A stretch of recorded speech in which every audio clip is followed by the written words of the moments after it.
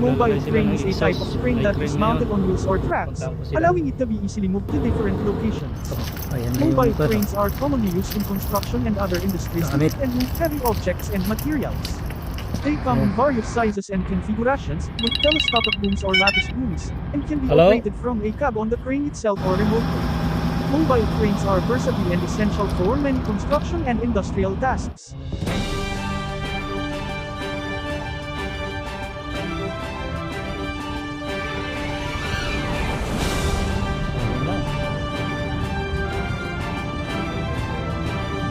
Coming.